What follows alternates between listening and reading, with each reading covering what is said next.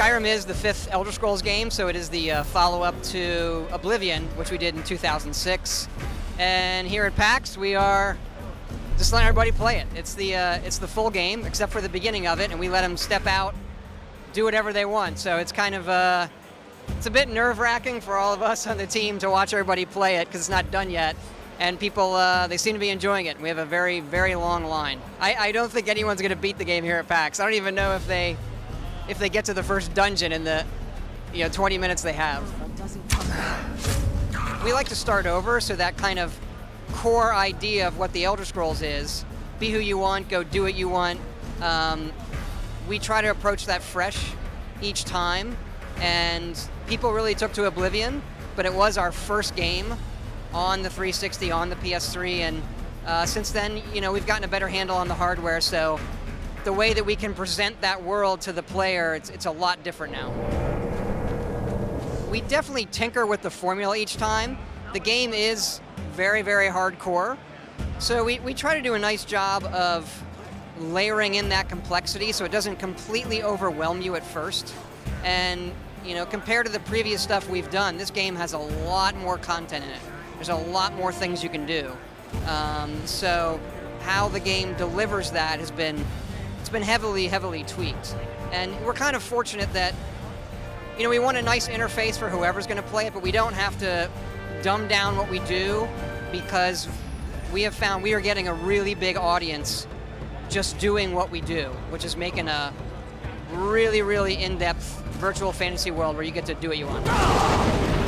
We want to have the game reward you for what you want to do. So people have this idea of the character that they want to play in their head, and we want Skyrim to deliver on that. So if they're going to decide, I want to be like the ultimate warrior, I'm going to be the ultimate wizard, thief, assassin, all this, I'm going to be the ultimate effing flower picker, whatever you want to do, this game tries to say yes a lot.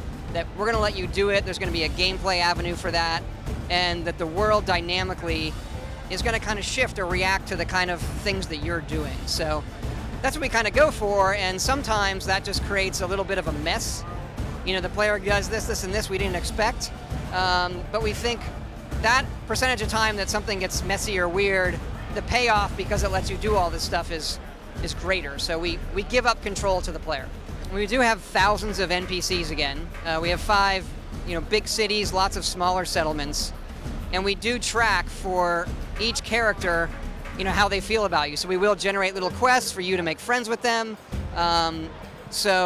And then there are more involved quest lines with the various factions. So that is a big part of the game, and we spend a lot more time on getting that on the screen.